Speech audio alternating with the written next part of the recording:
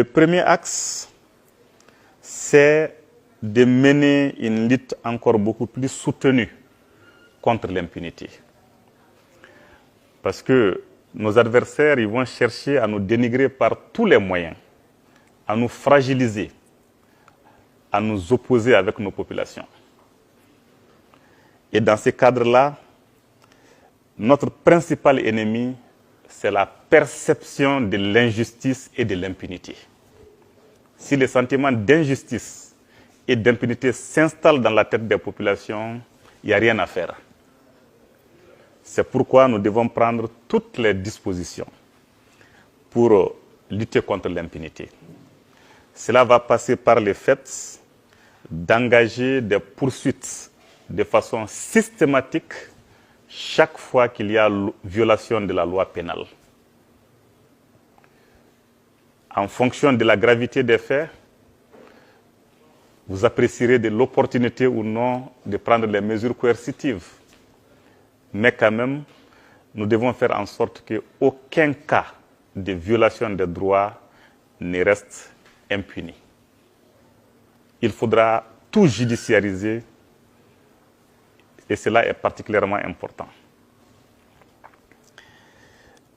Nous avons certains certaines catégories de dossiers particulièrement sensibles en cette période. C'est la question, par exemple, de l'esclavage par ascendance que nous connaissons dans certaines localités du pays, où nous assistons à des scènes de violence, de traitements inhumains et dégradants exercés sur certaines personnes parce qu'elles ont refusé d'accepter le statut d'esclave ou d'ancien esclave. Des gens qui sont chassés de leurs terres, ou en tout cas des terres qu'ils ont l'habitude de cultiver tout le temps pour leur survie, faisant d'eux des déplacés internes, des gens qui sont menacés par l'apatridie parce que leurs documents administratifs aussi sont brûlés.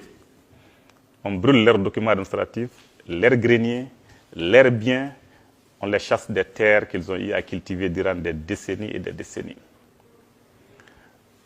Donc c'est un phénomène aujourd'hui qui est en train d'impacter négativement l'image du pays. Notre inaction ou notre faible action peut être interprétée comme une sorte de soutien à ces entreprises esclavagistes, entre guillemets. Donc c'est pourquoi, par rapport à ces phénomènes, je voudrais vous inviter à prendre des dispositions pour que des poursuites soient engagées pour tous les cas de violences physiques et d'atteinte aux biens exercés contre ces personnes, surtout en considération de ces statuts-là, en attendant que nous ayons une loi beaucoup plus précise qui prenne en compte la globalité du phénomène dans toutes ces manifestations. En attendant, vraiment, il faut avoir un message. Et il est important aussi sur ce plan que des formations soient initiées et que nous puissions faire la part des choses entre ce qui relève du cousinage à plaisanterie et de certaines coutumes qui sont tolérées dans notre société et de ces phénomènes-là vécus comme tels et qui est inadmissible. Parce que très souvent, on voit beaucoup de personnes qui pensent que non, ce sont que nos coutumes, nous devons les protéger, nous devons continuer à les tolérer. En fait, il faut faire un net distinguo. Le cousinage à plaisanterie existe. Et dans ces cadres, on traite certains d'esclaves. Comme je le disais tout de suite avec monsieur le directeur Djibrila, je disais c'est mon fils, c'est mon esclave, parce que nous sommes cousins à plaisanterie. Ou bien vous voyez les Koulibaly qui sont attaqués par tout le monde, c'est les cousins publics. Donc dans les pays, ceux qui n'ont pas de cousins, attaquez-vous aux Koulibaly.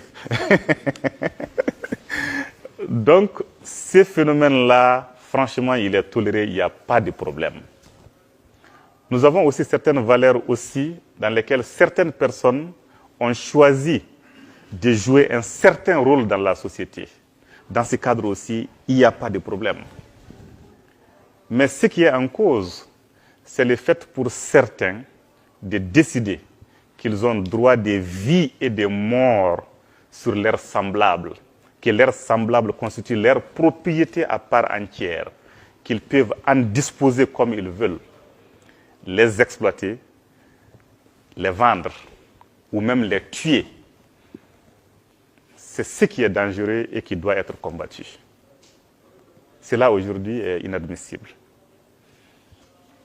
Pour être dans la lutte contre ce phénomène depuis 2006, j'ai pu voir des situations où des maîtres d'esclaves, à une période déterminée de l'année, quittent leur localité pour venir trouver leurs prétendus esclaves, ramasser tout ce que ceux-ci ont réalisé comme recette dans l'année et repartir avec. Leurs épouses retirées et, excusez-moi de l'expression, utilisées pour accueillir des étrangers. Et des jeunes enfants de rien du tout dans les milieux de ceux qui sont des prétendus maîtres qui viennent s'attaquer à des femmes de l'autre clan, de l'autre groupe, faire toutes sortes d'exactions, refuser de reconnaître les cas de grossesse qui en résultent. Beaucoup de situations, des situations vraiment difficiles. Aujourd'hui, si bien que le pays est indexé sur la scène internationale. Les rapports des Nations Unies et d'autres organisations sur la situation au Mali nous accablent.